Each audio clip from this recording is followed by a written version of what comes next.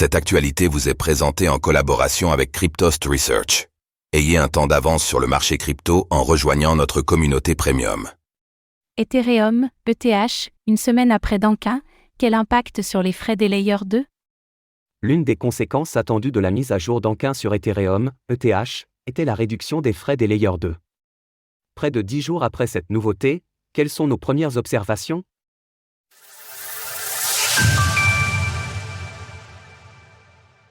Le point sur les frais des Layer 2 après la mise à jour Dankin. Voilà maintenant près d'une dizaine de jours, la blockchain Ethereum, ETH, effectuait avec succès sa plus importante mise à jour de l'année, Dankin. Sans se concentrer sur l'aspect technique de ces changements, cette réorganisation du protocole avait pour effet attendu de réduire les données générées par les Layer 2 et donc par lien de cause à effet les frais de ceux-ci. Rappelons effectivement que des Layer 2 comme Arbitrum, Optimism, Base ou ZK5, pour ne citer que, fonctionnent au-dessus d'Ethereum. Ainsi, ces blockchains publient régulièrement une mise à jour de leur état sur le réseau principal grâce à un smart contract afin de sécuriser leur historique. L'une des manières d'appréhender cette baisse de frais est donc de se pencher sur les frais payés par ces fameux smart contracts. Ces frais étant répercutés sur les utilisateurs dédiés Layer 2, leur baisse devrait ainsi témoigner d'une réduction des coûts de transaction. Sur Arbitrum par exemple, la chute est telle que l'échelle utilisée par les données d'Etherscan donne l'impression que le séquenceur ne dépense plus de TH en gas. Comme le montre le graphique ci-dessus, ce smart contract est ainsi passé de plus d'une centaine d'ETH de frais quotidiens payés sur le mois écoulé à moins de 2 ETH depuis la mise à jour Dankin.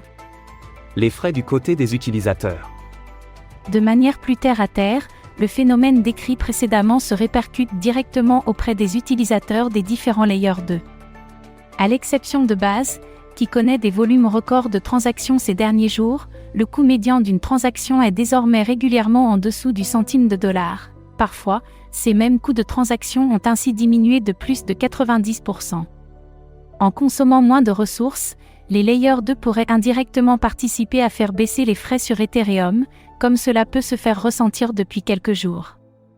Sur le graphique ci-dessous du mois écoulé, nous pouvons par exemple observer une division par 2 de ces frais depuis Dankin.